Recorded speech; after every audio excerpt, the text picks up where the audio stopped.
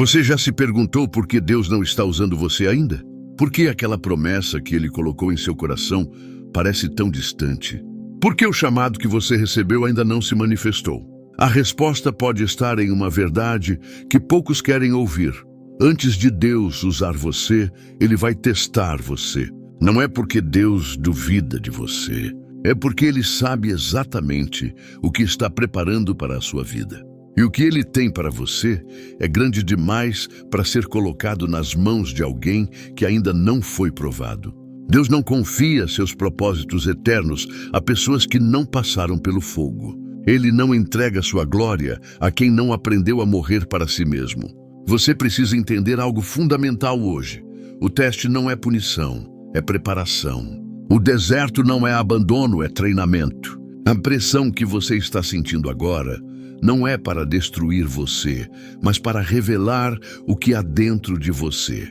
Porque Deus não usa pessoas perfeitas, Ele usa pessoas provadas. Olhe para José. Deus lhe deu um sonho de liderança, de autoridade, de propósito. Mas entre o sonho e o palácio houve uma cisterna. Entre a promessa e a realização houve uma prisão.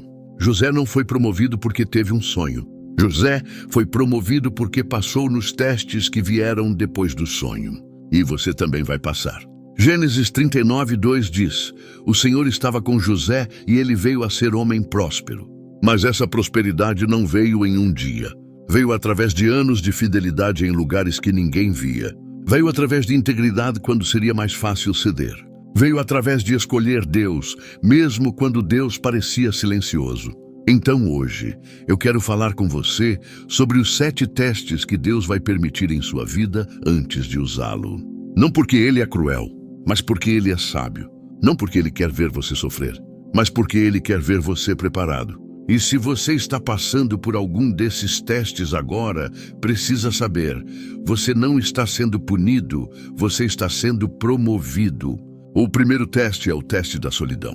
Deus vai isolá-lo antes de usá-lo. Ele vai tirar as multidões, vai afastar as vozes, vai criar um espaço onde só existe você e Ele. E nesse lugar, Ele vai testar se você consegue adorá-lo quando não há plateia. Se você consegue buscá-lo quando não há reconhecimento. Se você consegue servi-lo quando ninguém está olhando. Mas por que Deus faz isso? Porque Ele nos leva à solidão antes de nos usar. Porque quando há muitas vozes, você não consegue ouvir a voz certa. Quando há muitas opiniões, você não consegue discernir a direção certa. Quando há muitas distrações, você não consegue focar no propósito certo. Então Deus cria o silêncio. E nesse silêncio, Ele vai testar se você consegue confiar nele sem ver. Se você consegue crer nele sem entender. Se você consegue segui-lo sem mapas. Moisés passou 40 anos no deserto antes de liderar Israel. 40 anos cuidando de ovelhas que não eram suas, em uma terra que não era a sua, longe de tudo o que ele conhecia. Ele tinha sido príncipe no Egito, tinha educação, poder, influência. Mas Deus o tirou de tudo isso e o colocou no deserto. Por quê? Porque Deus precisava quebrar a dependência de Moisés nos sistemas humanos. Precisava ensinar Moisés a ouvir sua voz acima de todas as outras vozes. Precisava fazer de Moisés um homem que não se impressionava com Faraó, porque já tinha visto a glória de Deus. Davi passou anos nas cavernas antes de sentar no trono. Ele foi ungido rei quando ainda era jovem. O profeta Samuel derramou o óleo sobre sua cabeça e declarou que ele seria o próximo rei de Israel. Mas entre a unção e a coroação, houve anos de fuga, anos de solidão, anos de se esconder em cavernas, cercado apenas por um punhado de homens desesperados. E foi exatamente ali, na solidão das cavernas, que Davi escreveu os salmos que até hoje consolam milhões. Foi ali que ele aprendeu a clamar a Deus. Foi ali que ele desenvolveu uma intimidade com Deus que fez dele um homem segundo o coração de Deus. Paulo passou 3 anos na Arábia antes de começar seu ministério. 3 anos no deserto, 3 anos sem plateia, 3 anos sem aplausos. E o que ele fez ali? Ele encontrou Jesus de uma forma tão profunda que quando finalmente começou a pregar, sua mensagem não vinha de homens, mas de uma revelação direta de Deus. Gálatas 1:11-12 declara: Irmãos, quero que saibam que o evangelho por mim anunciado não é de origem humana. Não o recebi de pessoa alguma, nem me foi ensinado. Ao contrário, eu o recebi de Jesus Cristo por revelação. E Jesus, o próprio Filho de Deus, passou 40 dias no deserto antes de iniciar seu ministério público. 40 dias sozinho. 40 dias jejuando. 40 dias sendo tentado pelo diabo. Mas foi ali, no deserto, que Jesus se preparou para enfrentar a cruz. Foi ali que ele consolidou sua missão. Foi ali que ele escolheu obedecer ao Pai acima de tudo. Isaías 30:15 declara: No retorno e no descanso vocês serão salvos. Na tranquilidade e na confiança está a força de vocês. Mas muitos de nós tememos a solidão, tememos o silêncio. Corremos para o barulho porque não sabemos como lidar com o vazio. Enchemos nossa vida de atividades, de relacionamentos, de distrações, porque temos medo de ficar a sós com nós mesmos e com Deus. Mas é exatamente no vazio que Deus fala mais alto. É no deserto que Ele revela quem Ele realmente é. É na solidão que Ele nos transforma. Você sabe por quê? Porque quando você está sozinho, suas máscaras caem. Quando você está sozinho, suas defesas desmoronam. Quando você está sozinho, você não pode mais fingir. Você não pode mais se esconder atrás de títulos, de posições, de conquistas. É só você e Deus. E nesse lugar de vulnerabilidade total, Deus pode finalmente trabalhar em você de uma forma que não seria possível se houvesse distrações. A solidão também testa sua motivação. Muitos servem a Deus quando há reconhecimento. Muitos pregam quando há microfone e plateia. Muitos adoram quando há câmeras. Mas Deus quer saber: você me serve quando não há ninguém assistindo? Você me louva quando não há ninguém para ouvir? Você me busca quando não há recompensa visível? Se você está se sentindo sozinho, agora saiba: Deus está com você. Se você está se sentindo isolado, saiba: Deus está trabalhando. Se você está se sentindo esquecido, saiba: Deus está preparando algo que ninguém pode imaginar. O teste da solidão não é para quebrar você. É para construir em você uma intimidade com Deus que nada nem ninguém poderá roubar. É para fazer de você alguém que não depende de aprovação humana para continuar firme. É para transformar você em alguém que conhece a voz de Deus tão profundamente que nenhuma outra voz pode confundi-lo. Oséias 2:14 revela o coração de Deus. Portanto, vou seduzi-la. Vou levá-la para o deserto e falar-lhe ao coração. Você viu isso? Deus diz que vai levá-la ao deserto para falar ao coração. Não é punição, é romance. Deus quer você só para Ele por um tempo. Ele quer ter sua atenção completa. Ele quer sussurrar verdades em seu coração que você nunca ouviria no meio do barulho. E quando esse tempo de solidão terminar, você vai emergir diferente. Você vai emergir mais forte. Você vai emergir com uma convicção inabalável de quem Deus é e de quem você é nele.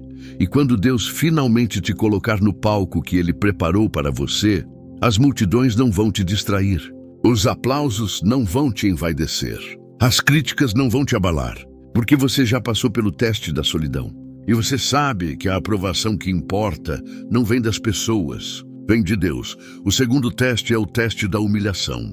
Deus vai permitir que você seja rebaixado antes de ser exaltado. Ele vai permitir que você seja mal compreendido, que você seja julgado, que você seja rejeitado. Não porque você merece, mas porque Ele está matando o orgulho que ainda resta em você. E essa é uma verdade difícil de aceitar, porque nós vivemos em uma cultura que nos ensina a nos promover, a nos exaltar, a defender nossa reputação a todo custo. Mas o reino de Deus funciona de forma oposta. No reino de Deus, o caminho para cima é para baixo. O caminho para a grandeza é através da pequenez. O caminho para a honra é através da humilhação. José foi vendido como escravo por seus próprios irmãos. Pense nisso. Ele era o filho amado de Jacó. Tinha recebido uma túnica especial. Tinha recebido sonhos de Deus, mostrando que ele seria grande.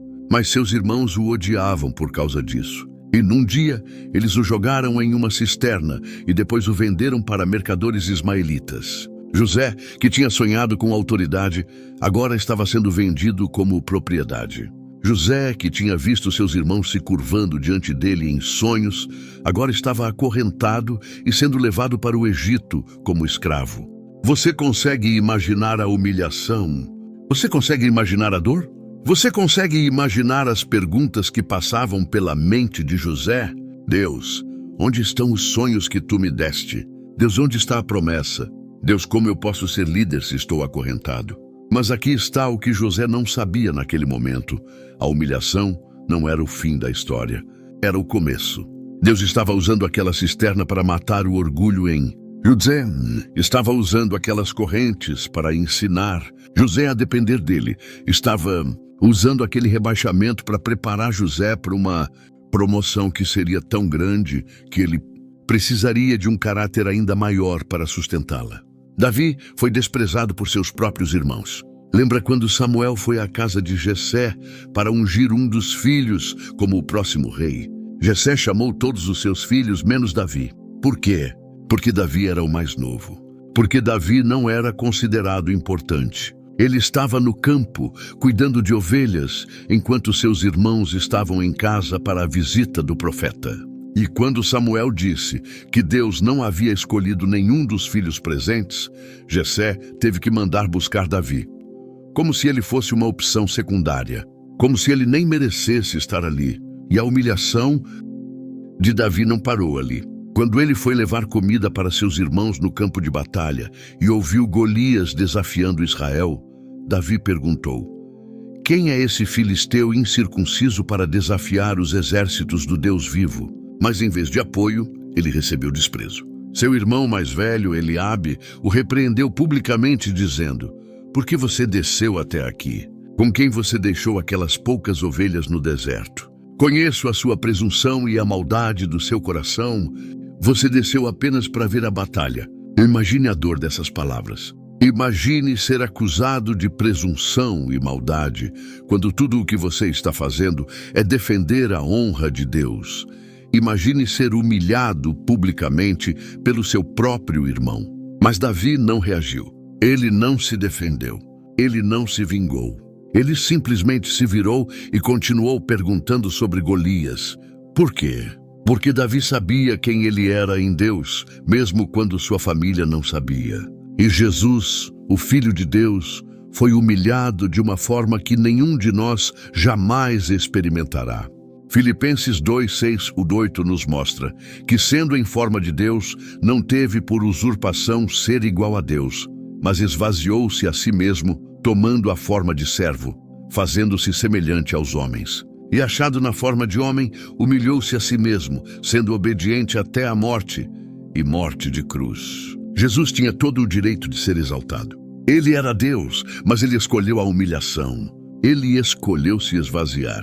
Ele escolheu tomar a forma de servo. Ele escolheu ser obediente até a morte e morte de cruz. A cruz era a forma mais humilhante de execução no Império Romano. Era reservada para os criminosos mais desprezíveis. E Jesus, o Rei dos Reis, morreu dessa forma.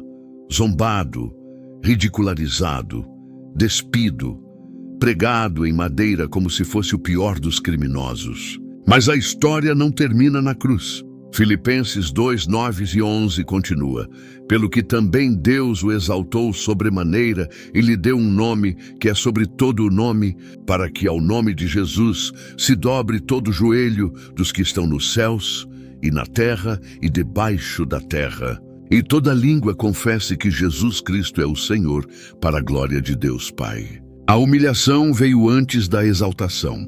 O vale veio antes do monte. A cruz veio antes da coroa. E da mesma forma, Deus vai permitir que você seja humilhado antes de ser exaltado. Por quê? Porque a humilhação testa se sua identidade está em Cristo ou nas opiniões das pessoas.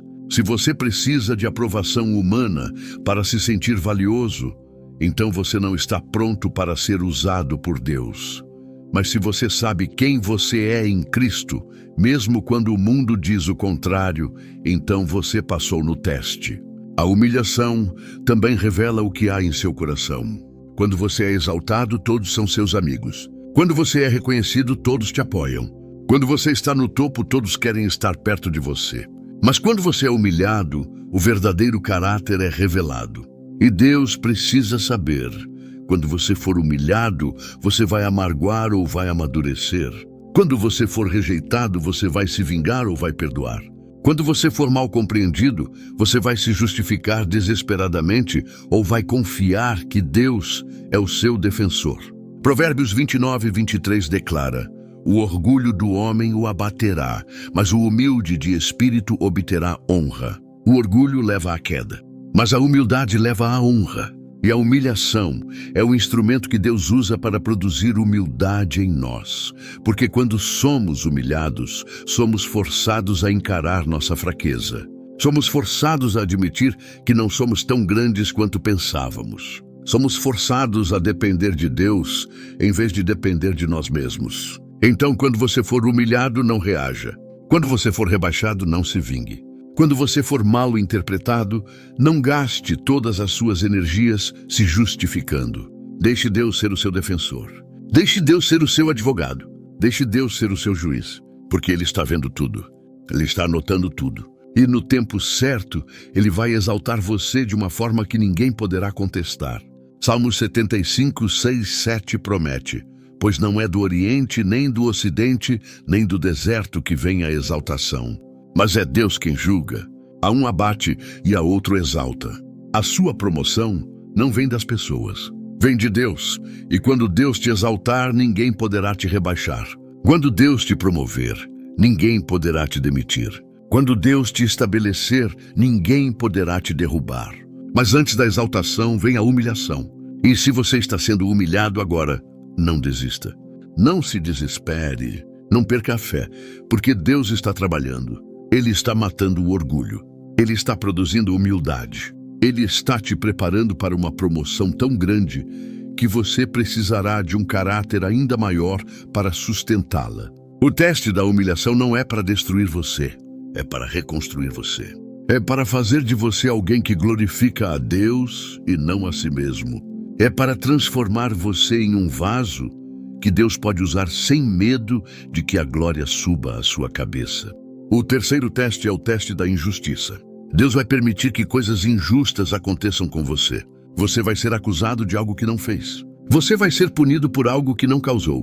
Você vai sofrer por causa de decisões de outras pessoas. E nesse momento, Deus vai testar se você consegue confiar nele quando a vida não faz sentido. Essa é uma das provas mais difíceis de suportar. Por quê? Porque nós temos um senso natural de justiça. Nós acreditamos que se fizermos o certo, vamos receber o certo de volta. Acreditamos que se formos fiéis, seremos recompensados. Acreditamos que se obedecermos a Deus, as coisas vão dar certo. Mas a realidade é que às vezes você vai fazer tudo certo e mesmo assim vai sofrer. Às vezes você vai ser fiel e mesmo assim vai ser traído. Às vezes você vai obedecer a Deus e mesmo assim as coisas vão piorar antes de melhorar. José passou por essa prova de forma devastadora. Ele foi vendido como escravo por seus irmãos. Mas mesmo na casa de Potifar, mesmo como escravo, José permaneceu fiel a Deus. Gênesis 39, 2 e 3 diz: o Senhor estava com José, de modo que este prosperou, e passou a morar na casa do seu senhor egípcio. Este, vendo que o Senhor estava com ele e que o fazia prosperar em tudo o que empreendesse, agradou-se de José. José foi promovido. Foi colocado como administrador de toda a casa. Tudo estava indo bem. Mas então veio o teste. A esposa de Potifar tentou seduzi-lo. Dia após dia ela o pressionava. Dia após dia ela tentava levá-lo ao pecado. E José resistiu. Gênesis 39, 9. Registra a resposta de José.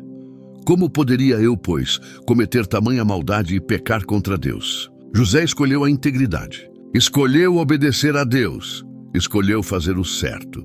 E qual foi o resultado? Você esperaria que Deus o recompensasse imediatamente, certo? Você esperaria que Deus o promovesse ainda mais por causa de sua fidelidade. Mas o que aconteceu foi o oposto. A mulher de Potifar, furiosa por ter sido rejeitada, mentiu sobre José. Ela o acusou de tentar violentá-la. E Potifar, sem investigar, sem dar a José a chance de se defender, jogou-o na prisão. Pense nisso. José fez a coisa certa e recebeu a consequência errada. José obedeceu a Deus e foi punido por isso. José manteve sua integridade e acabou na prisão. Você consegue imaginar a dor? Você consegue imaginar a confusão? Você consegue imaginar as perguntas que José deve ter feito a Deus? Deus, eu te obedeci. Eu fiz o que era certo. Por que estou sendo punido? Por que estou na prisão? Mas aqui está a verdade poderosa. José não permitiu que a injustiça amargurasse seu coração. Mesmo na prisão, ele continuou fiel. Gênesis 39, 21 declara: o Senhor estava com José e foi bondoso com ele, concedendo-lhe a simpatia do diretor da prisão. Mesmo injustiçado, José não abandonou a Deus. Ele não se tornou cínico. Ele não permitiu que a dor o transformasse em alguém amargo. Ele manteve seu caráter, manteve sua integridade, manteve sua confiança em Deus. E sabe o que aconteceu? Anos depois, Deus o tirou da prisão e o colocou como governador do Egito, a segunda pessoa mais poderosa de toda a nação. E quando seus irmãos vieram ao Egito para comprar comida durante a fome, José estava em posição de se vingar. Ele poderia tê-los destruído, poderia tê-los matado, poderia tê-los jogado na prisão da mesma forma que ele foi jogado. Mas ele não fez isso. Em vez disso, Gênesis 50, 20 registra as palavras de José. Vocês planejaram o mal contra mim, mas Deus o tornou em bem para que hoje fosse preservada a vida de muitos. José entendeu algo que muitos de nós ainda precisamos entender. Deus usa a injustiça para cumprir seu propósito. O que os irmãos de José fizeram foi errado. O que a esposa de Potifar fez foi injusto. Mas Deus usou tudo isso para posicionar José exatamente onde ele precisava estar, para salvar não apenas sua família, mas nações inteiras. A injustiça não foi desperdício, foi redirecionamento. Jó é outro exemplo poderoso. A Bíblia diz que Jó era íntegro e justo, temia a Deus e evitava fazer o mal. Jó 1:1. Ele era um homem bom, um homem fiel, um homem que honrava a Deus. Mas mesmo assim, ele perdeu tudo. Perdeu sua riqueza, perdeu seus filhos, perdeu sua saúde. E seus amigos vieram e o acusaram, dizendo que ele devia ter pecado em segredo para estar sofrendo tanto, que Deus devia estar punindo ele por algo que ele fez. Mas Jó não tinha feito nada de errado. Ele estava sofrendo injustamente. E no meio de toda aquela dor, no meio de toda aquela confusão, Jó clamou a Deus. Ele questionou, ele lutou, mas ele não abandonou a fé. Jó 13:15 declara: ainda que ele me mate, nele esperarei. Mesmo quando não entendia, Jó escolheu confiar. E no final, Deus restaurou tudo. Jó 42:10 diz: o Senhor restaurou a sorte de Jó e lhe deu em dobro tudo o que tinha antes. Salmos 37:5, 6 promete: entregue o seu caminho ao Senhor. Confie nele e ele agirá. Ele fará a sua justiça brilhar como o sol do meio-dia e a sua retidão como a luz do dia. Essa é a promessa para quem passa no teste da injustiça. Deus vai fazer sua justiça brilhar. Ele vai vindicar você. Ele vai mostrar a verdade. Mas você precisa esperar no tempo dele. Você precisa confiar no processo dele. Você precisa crer que ele está no controle, mesmo quando parece que tudo está fora de controle. A injustiça não é para quebrar sua fé, é para fortalecer sua dependência em Deus, porque quando você aprende a confiar em Deus mesmo quando tudo está contra você, você se torna alguém que Deus pode usar em qualquer circunstância. Você se torna alguém que não desiste quando as coisas ficam difíceis, alguém que não abandona o chamado quando o caminho fica estreito, alguém que não perde a fé quando a justiça parece tardar. Então, se você está sofrendo injustiça agora, não amargure seu coração. Não se torne cínico. Não permita que a dor te transforme em alguém que você não é. Mantenha seu coração puro. Mantenha sua consciência limpa. Mantenha sua confiança em Deus, porque Ele está vendo e Ele vai agir. Romanos 12:19 nos instrui: não tomem vingança, meus amigos, mas deixem a ira de Deus agir. Pois está escrito: minha é a vingança, Eu retribuirei, diz o Senhor. O quarto teste é o teste da demora. Deus vai prometer algo e depois vai fazer você esperar. Ele vai mostrar o destino e depois vai alongar a jornada. Ele vai acender a esperança e depois vai testar se você consegue manter essa esperança viva mesmo quando o tempo passa e nada muda. E essa é uma prova que testa a paciência, a perseverança e, acima de tudo, a confiança. Porque é fácil crer em Deus quando a resposta vem rápido. É fácil ter fé quando o milagre acontece imediatamente. Mas o que acontece quando você ora e os céus parecem silenciosos? O que acontece quando você clama e nada muda? O que acontece quando Deus promete, mas os anos passam e a promessa ainda não se cumpriu? Abraão é o exemplo mais poderoso disso. Deus lhe prometeu um filho. Gênesis 15, 4, 5 registra: veio a palavra do Senhor a ele dizendo: um filho gerado por você mesmo será o seu herdeiro. O Senhor o levou para fora da tenda e disse: olhe para o céu e conte as estrelas, se é que pode contá-las. E prosseguiu: assim será a sua descendência. Que promessa incrível! Abraão teria um filho. E não apenas isso, ele teria descendentes tão numerosos quanto as estrelas do céu. Abraão creu na promessa. Ele confiou em Deus. Ele esperou. Mas o filho não veio. 1 ano se passou. 2 anos. 5 anos. 10 anos. E nada. Sara continuava estéril. A promessa continuava distante. E no meio dessa espera, Abraão cometeu erros. Ele tentou ajudar Deus. Sara sugeriu que ele tivesse um filho com Agar, a serva. E Abraão concordou. Nasceu Ismael. Mas Ismael não era o filho da promessa. Ele era o filho da impaciência. Ele era o fruto de tentar acelerar o plano de Deus. Passaram-se 25 anos. 25 anos de espera. 25 anos de fé testada. 25 anos de escolher crer quando tudo parecia impossível. Abraão tinha 100 anos. Sara tinha 90. Humanamente falando, era impossível. Mas Gênesis 21, 2 declara: o Senhor foi bondoso com Sara, como lhe dissera, e fez por ela o que prometera. Sara engravidou e deu um filho a Abraão em sua velhice, na época fixada por Deus em sua promessa. A promessa se cumpriu, mas a demora não foi desperdício. Foi desenvolvimento. Durante aqueles 25 anos, Deus estava trabalhando no caráter de Abraão. Estava ensinando-o a confiar não nas circunstâncias, mas no Deus que controla as circunstâncias. Estava transformando-o no pai da fé, em alguém que crê mesmo quando não vê. Abacuque 2:3 declara: pois a visão ainda está para cumprir-se no tempo determinado. Ela fala do fim e não falhará. Ainda que demore, espere-a, porque certamente virá e não se atrasará. A promessa de Deus não falha, mas ela tem um tempo determinado. E enquanto você espera, Deus está trabalhando em você aquilo que é necessário para sustentar aquilo que Ele prometeu. Porque uma promessa grande exige um caráter grande. Um chamado alto exige uma maturidade alta. Uma unção poderosa exige um vaso preparado. Então Deus usa o tempo de espera para moldar você, para ensinar você, para transformar você. A demora não é negação, é preparação. Davi foi ungido rei quando ainda era um adolescente. O profeta Samuel derramou óleo sobre sua cabeça na presença de seus irmãos. A Bíblia diz que, daquele dia em diante, o Espírito do Senhor se apossou de Davi.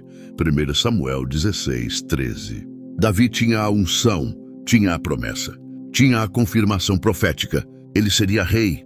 Mas entre a unção e a coroação, passaram-se aproximadamente 15 anos. 15 anos de fuga, 15 anos de perseguição, 15 anos de se esconder de Saul, que queria matá-lo. E durante todo esse tempo, Davi poderia ter questionado a promessa. Ele poderia ter dito: Deus, tu me ungiste rei, mas estou vivendo como um fugitivo. Tu me prometeste o trono, mas estou escondido em cavernas. Davi teve 2 oportunidades de matar Saul e tomar o trono pela força. Seus homens disseram: esta é a oportunidade que Deus está dando a você. Mas Davi recusou. Por quê? Porque ele entendeu algo profundo. A promessa de Deus não precisa de ajuda humana. Se Deus disse que ele seria rei no tempo certo, da maneira certa. Davi não precisava acelerar o processo. Ele só precisava confiar. E quando finalmente Saul morreu e Davi foi coroado rei, ele estava pronto. Ele tinha aprendido a liderar durante aqueles anos nas cavernas. Tinha aprendido a confiar em Deus durante aqueles anos de fuga. Tinha desenvolvido um caráter durante aqueles anos de espera que o qualificou para o trono. Se ele tivesse sido coroado imediatamente após a unção, ele não estaria preparado. A demora foi necessária. José teve sonhos de que seria líder quando era jovem. Mas entre os sonhos e a realização, passaram-se 13 anos. 13 anos como escravo. 13 anos na prisão. 13 anos de espera. E quando finalmente foi promovido a governador do Egito, ele estava pronto. Ele tinha aprendido administração na casa de Potifar. Tinha desenvolvido caráter na prisão. Tinha sido moldado durante os anos de espera. A mulher com fluxo de sangue em Marcos 5 sofreu por 12 anos. 12 anos de dor. 12 anos de exclusão social. 12 anos de esperanças frustradas. Ela gastou tudo o que tinha com médicos, mas ninguém pôde curá-la. Mas ela não desistiu. Ela continuou buscando. E quando finalmente ouviu falar de Jesus, ela disse: "Se eu tão somente tocar as suas vestes, ficarei curada." Marcos 5:28. Ela se arrastou através da multidão, tocou em Jesus e foi curada instantaneamente. A cura foi instantânea, mas a perseverança foi de 12 anos. E Jesus não apenas a curou fisicamente, ele a restaurou espiritualmente e socialmente. Ele a chamou de filha, Marcos 5:34. Ele não apenas respondeu sua fé, ele honrou sua perseverança. A demora não foi desperdício. Foi o tempo necessário para que sua fé amadurecesse ao ponto de produzir um milagre que glorificaria a Deus. Hebreus 10:36 nos exorta: "Vocês precisam perseverar, de modo que quando tiverem feito a vontade de Deus, recebam aquilo que ele prometeu." A perseverança não é opcional, é essencial, porque entre a promessa e o cumprimento há uma jornada. E nessa jornada muitos desistem. Quantos de nós desistimos na sala de espera? Quantos abandonamos a promessa porque ela demorou mais do que esperávamos? Quantos trocamos o plano de Deus por soluções imediatas, porque não conseguimos confiar no tempo dele? Mas a Escritura nos adverte através de Gálatas 6:9. "E não nos cansemos de fazer o bem, pois no tempo próprio colheremos, se não desanimarmos." O problema é que nós vivemos em uma cultura de gratificação instantânea. Queremos tudo agora. Queremos o milagre imediato. Queremos a resposta rápida. Queremos a promoção instantânea. Mas Deus não trabalha no tempo do micro-ondas. Ele trabalha no tempo da fornalha. Ele não está apenas nos dando o que pedimos. Ele está nos transformando naquilo que precisamos ser para sustentar o que ele vai nos dar. Isaías 40:31 promete: "Mas aqueles que esperam no Senhor renovam as suas forças. Sobem com asas como águias. Correm e não ficam exaustos, andam e não se cansam." Você viu isso? Aqueles que esperam no Senhor não apenas recebem o que estavam esperando. Eles são renovados. Eles são fortalecidos. Eles são transformados. A espera não é passiva, é ativa. É um processo de renovação. E há algo mais que precisamos entender sobre a demora. Deus está orquestrando coisas que nós não podemos ver. Quando José estava na prisão, ele não sabia que Deus estava preparando uma fome no Egito que tornaria José indispensável. Quando Davi estava nas cavernas, ele não sabia que Deus estava removendo Saul do trono para abrir espaço para ele. Quando Abraão estava esperando, ele não sabia que Deus estava esperando o momento certo para que o milagre fosse tão impossível que só Deus pudesse receber a glória. Então, se você está esperando agora, não desista. Se a promessa parece distante, não desanime. Se o tempo está passando e você não vê movimento, não abandone a fé, porque Deus não esqueceu. Ele não mudou de ideia. Ele não cancelou o plano. Ele está apenas esperando o momento certo. E quando esse momento chegar, tudo vai se encaixar de uma forma que só Deus poderia orquestrar. Eclesiastes 3:11 declara: "Deus fez tudo apropriado a seu tempo." Não ao nosso tempo, ao tempo dele. E o tempo dele é sempre perfeito. Pode não ser rápido, mas é perfeito. Porque Deus não está apenas preocupado em cumprir a promessa. Ele está preocupado em preparar você para a promessa. O quinto teste é o teste da fidelidade no oculto. Deus vai colocá-lo em um lugar onde ninguém vê o que você faz, onde ninguém reconhece o seu esforço, onde ninguém aplaude o seu sacrifício. E ali, longe dos holofotes, Deus vai testar se você consegue ser fiel quando não há reconhecimento. Se você consegue servir quando não há recompensa visível, se você consegue fazer o certo simplesmente porque é o certo. Essa é uma das provas mais reveladoras. Por quê? Porque ela expõe as verdadeiras motivações do coração. É fácil servir quando há plateia. É fácil dar o melhor quando todos estão assistindo. É fácil ser excelente quando há reconhecimento. Mas o que acontece quando ninguém está olhando? O que acontece quando seu trabalho passa despercebido? O que acontece quando você se esforça, mas ninguém nota? Davi cuidava das ovelhas de seu pai no campo, longe da cidade, longe das pessoas, longe de qualquer reconhecimento. Enquanto seus irmãos estavam servindo no exército de Israel, ganhando honra e fama, Davi estava no campo com as ovelhas, sozinho, invisível, esquecido. Mas foi exatamente ali, naquele lugar oculto, que Davi se tornou o homem que Deus usaria para liderar Israel. Foi ali que ele aprendeu a adorar. Foi ali que ele tocou sua harpa e escreveu cânticos para Deus. Não porque havia uma audiência, mas porque havia um amor genuíno em seu coração. Foi ali que ele desenvolveu coragem. Quando um leão veio e levou uma ovelha, Davi foi atrás dele e a resgatou. Quando um urso atacou, Davi o matou. Ninguém viu, ninguém aplaudiu, mas Deus viu. E quando chegou o momento de enfrentar Golias, Davi estava pronto. Não porque tinha treinamento militar, mas porque tinha sido fiel no oculto. 1 Samuel 17, 34 e 37 registra as palavras de Davi ao rei Saul. Seu servo toma conta das ovelhas de seu pai. Quando um leão ou um urso vinha e levava uma ovelha do rebanho, eu ia atrás dele, atacava-o e arrancava a ovelha de sua boca.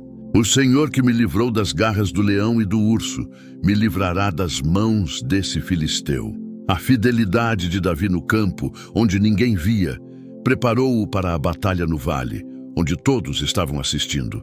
O que ele fez no oculto qualificou-o para o que Deus faria em público. Porque Deus não promove pessoas baseado no que elas fazem quando todos estão olhando. Ele promove baseado no que elas fazem quando ninguém está olhando. José foi fiel na casa de Potifar. Ninguém sabia quem ele era. Ninguém sabia dos sonhos que Deus tinha lhe dado.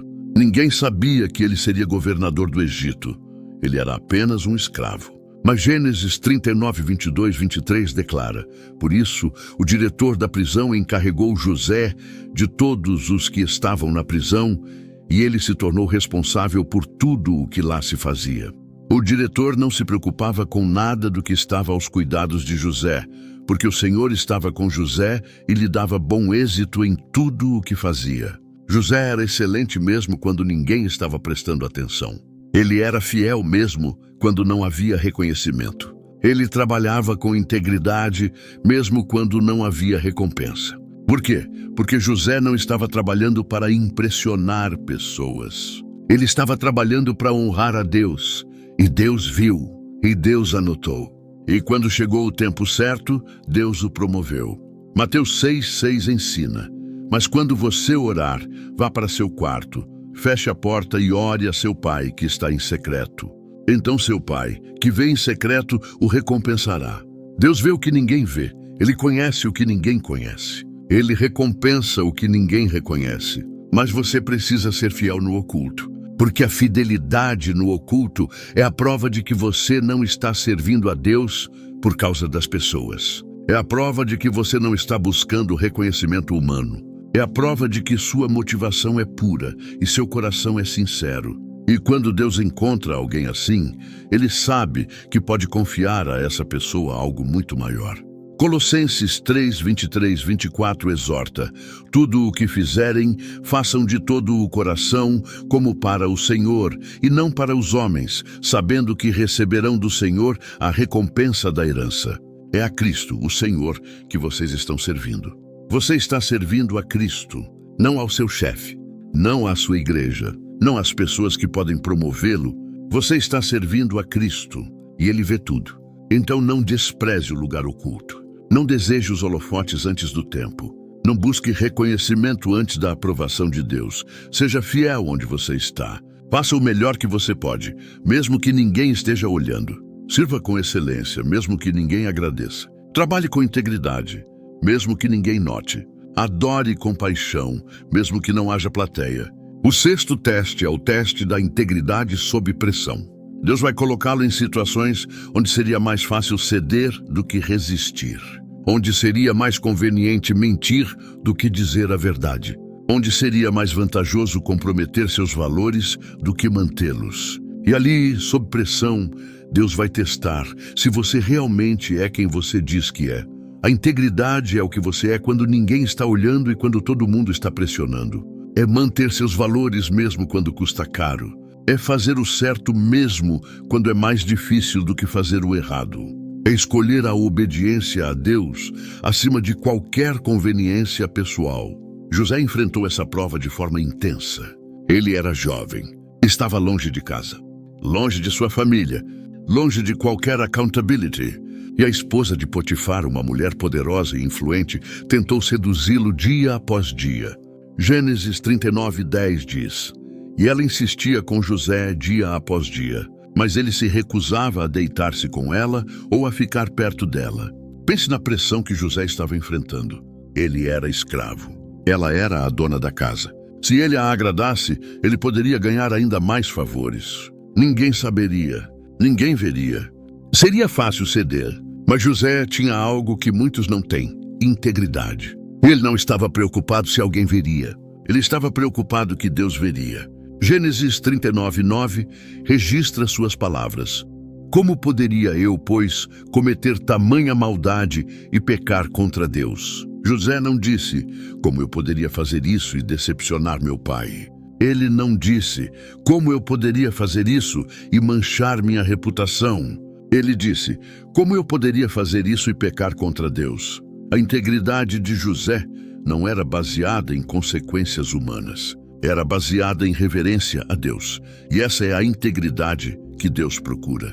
E qual foi o resultado imediato da integridade de José? Ele foi para a prisão. Ele foi acusado falsamente. Ele foi punido por fazer o certo.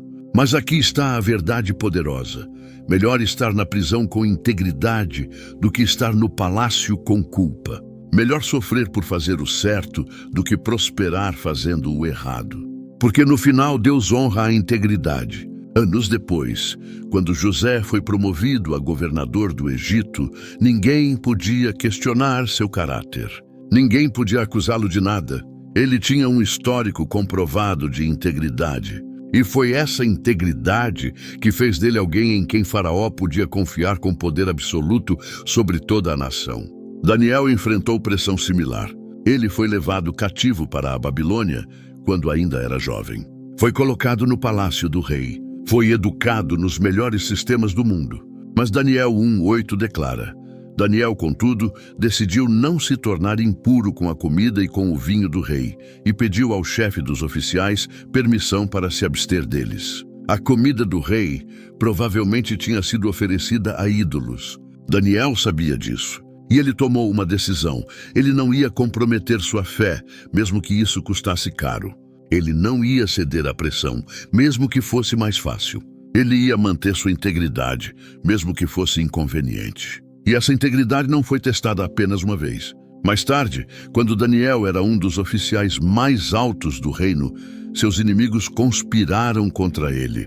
Eles convenceram o rei a assinar um decreto dizendo que por 30 dias, qualquer pessoa que orasse a qualquer deus ou homem, exceto ao rei, seria jogada na cova dos leões. Era uma armadilha, era uma pressão para fazer Daniel comprometer sua fé. Mas Daniel 6:10 registra: quando Daniel soube que o decreto tinha sido publicado, foi para casa, para o seu quarto no andar de cima, onde as janelas davam para Jerusalém, e ali fez o que costumava fazer. 3 vezes por dia, ele se ajoelhava e orava, agradecendo ao seu Deus. Daniel não se escondeu. Ele não parou de orar. Ele não comprometeu. Ele manteve sua integridade, mesmo sabendo que isso o levaria à cova dos leões. Provérbios 11:3 afirma: a integridade dos justos os guia, mas a falsidade dos traiçoeiros os destrói. Sua integridade é seu guia, é sua bússola, é sua proteção.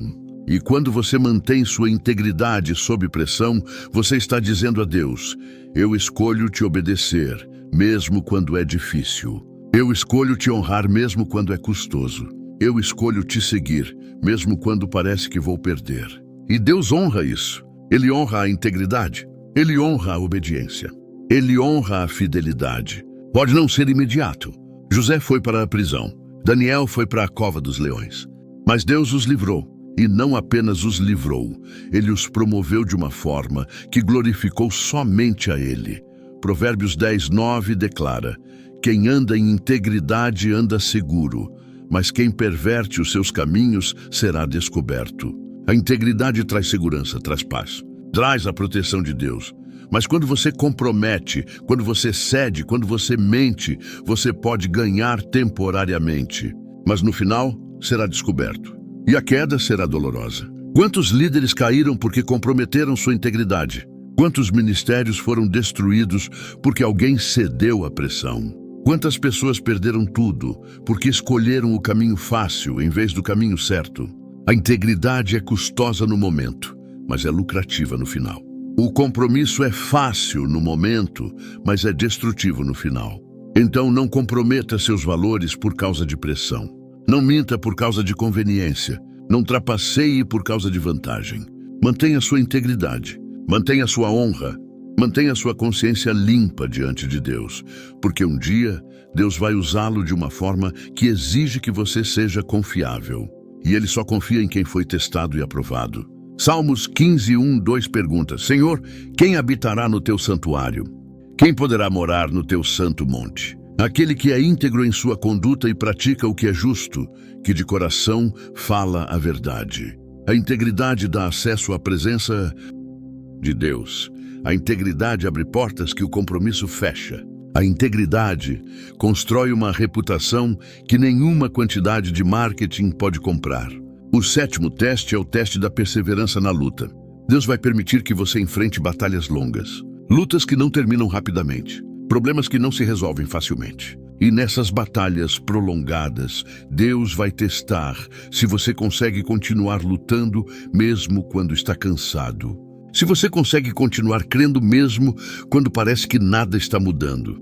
Se você consegue continuar avançando mesmo quando quer desistir.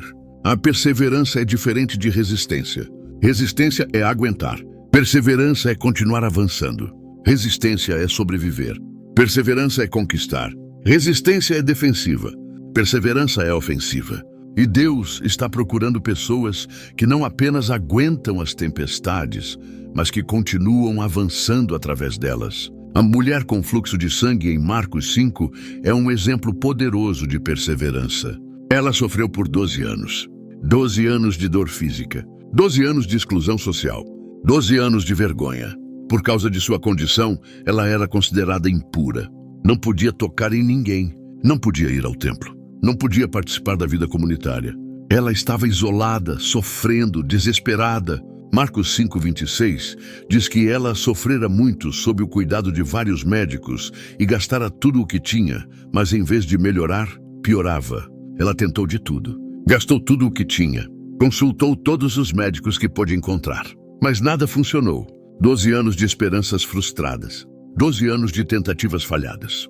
12 anos de decepções. Mas aqui está o que me impressiona. Ela não desistiu. Ela poderia ter dito: já tentei tudo. Não há esperança para mim. Ela poderia ter desistido. Mas quando ouviu falar de Jesus, algo dentro dela se acendeu novamente. Marcos 5:27-28 registra: quando ouviu falar de Jesus, chegou por trás dele, no meio da multidão, e tocou em seu manto, porque pensava: se eu tão somente tocar em suas vestes, ficarei curada. Ela não tinha permissão de tocar em ninguém, mas ela arriscou. Ela não tinha força física, mas ela se arrastou através da multidão. Ela não tinha razão para ter esperança, mas ela escolheu crer. E no momento em que tocou em Jesus, ela foi curada instantaneamente. 12 anos de sofrimento terminaram em um segundo. 12 anos de luta resultaram em um milagre. E Jesus não apenas a curou, ele parou. No meio da multidão, com pessoas importantes esperando por ele, Jesus parou e perguntou: quem tocou em mim? Ele queria honrar a fé dela publicamente. Ele queria restaurá-la não apenas fisicamente, mas também socialmente e espiritualmente. Marcos 5,34 registra suas palavras: filha, a sua fé a curou. Vá em paz e fique livre do seu sofrimento. Ele a chamou de filha. Essa foi a primeira vez em 12 anos que alguém a tratou com dignidade. A primeira vez em 12 anos que alguém a reconheceu como pessoa. A primeira vez em 12 anos que alguém lhe deu valor. E tudo porque ela perseverou. Porque ela não desistiu. Porque ela continuou lutando mesmo quando a luta parecia impossível. A cura foi instantânea. Mas a perseverança foi de 12 anos. E ambas foram necessárias. Porque se ela tivesse desistido no 11º ano, ela teria perdido o milagre que estava a apenas 1 ano de distância. Se ela tivesse parado de buscar, ela nunca teria ouvido falar de Jesus. Se ela tivesse cedido ao desespero, ela nunca teria tido fé para tocar em seu manto. Paulo enfrentou batalhas prolongadas. Em 2 Coríntios 11, 23, 28, ele lista algumas de suas lutas. Trabalhei muito mais, fui encarcerado mais vezes, fui açoitado mais severamente e exposto à morte repetidas vezes. 5 vezes recebi dos judeus 39 açoites. 3 vezes fui golpeado com varas, 1 vez apedrejado, 3 vezes sofri naufrágio, passei uma noite e um dia exposto à fúria do mar.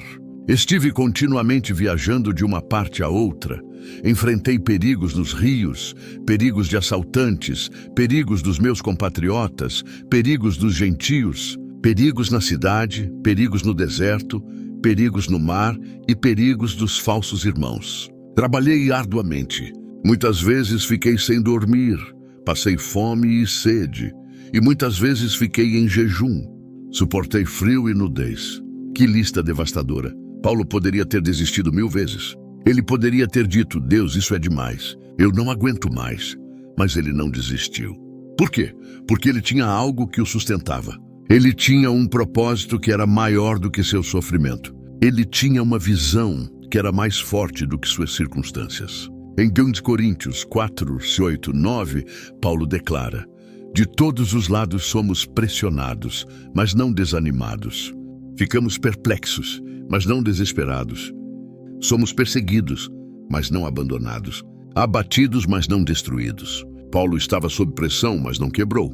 Ele estava confuso, mas não perdeu a esperança. Ele foi perseguido, mas Deus nunca o abandonou. Ele foi derrubado, mas sempre se levantou. Essa é a perseverança que Deus procura.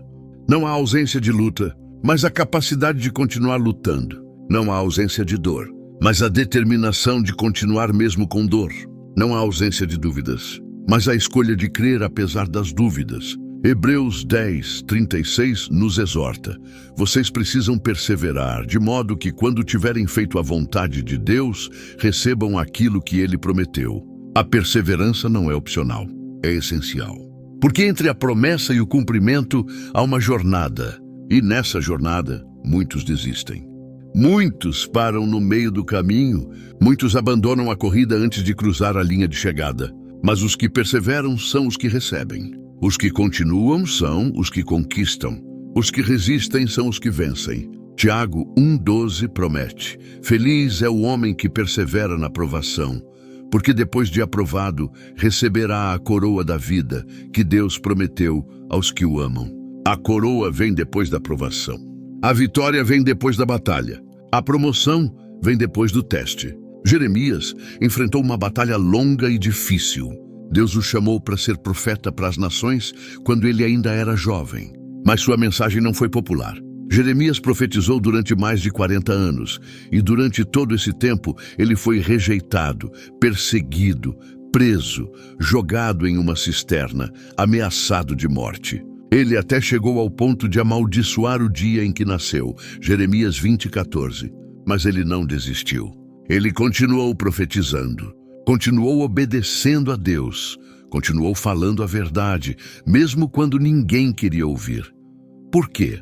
Jeremias 29 revela: mas se eu digo, não o mencionarei nem mais falarei em seu nome, é como se um fogo ardesse em meu coração, um fogo dentro de mim. Estou exausto tentando contê-lo. Já não posso mais. Jeremias tinha fogo dentro dele. Tinha uma palavra de Deus queimando em seu coração. E esse fogo era mais forte do que o sofrimento. Era mais forte do que a rejeição. Era mais forte do que o cansaço. E foi isso que o manteve perseverando quando tudo dentro dele queria desistir. Você já pensou em desistir? Você já sentiu que a luta é longa demais?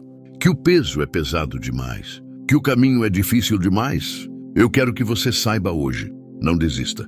Não agora. Não quando você já chegou tão longe. Não quando Deus já investiu tanto em você. Continue, persevere, resista, porque a vitória está mais perto do que você imagina. A resposta está mais próxima do que você pensa. O milagre está mais iminente do que você sente. Gálatas 6:9 promete: e não nos cansemos de fazer o bem, pois no tempo próprio colheremos, se não desanimarmos. A colheita está garantida, mas você precisa não desanimar.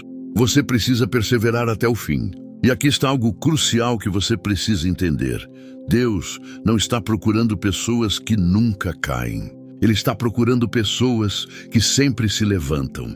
Provérbios 24:16 declara: pois o justo, ainda que caia 7 vezes se levanta, mas os ímpios são arrastados pela calamidade.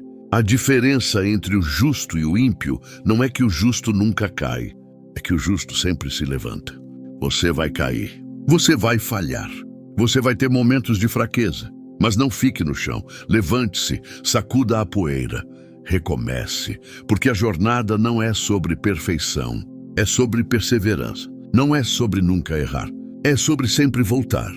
Jesus sabia disso. Por isso, quando Pedro o negou 3 vezes, Jesus não o rejeitou, ele o restaurou. Quando os discípulos fugiram no Getsêmani, Jesus não os abandonou, ele voltou para eles. Quando Tomé duvidou, Jesus não o expulsou, ele lhe deu evidências. Porque Deus não desiste de você quando você tropeça. Ele só desiste de você quando você desiste dele. Então persevere, continue lutando, continue crendo, continue avançando, mesmo quando está cansado, mesmo quando está doendo, mesmo quando parece impossível. Porque Romanos 8:37 declara: em todas estas coisas, porém, somos mais que vencedores por meio daquele que nos amou. Você não é apenas vencedor, você é mais que vencedor, e a vitória já está garantida. Levante-se e caminhe naquilo que Deus já declarou sobre a sua vida. Os testes não são o fim, são o começo. Não são a conclusão, são a preparação. E quando você passar por eles, quando você for aprovado, Deus vai usá-lo de uma forma que vai glorificar somente a Ele e abençoar multidões através de você. Amém.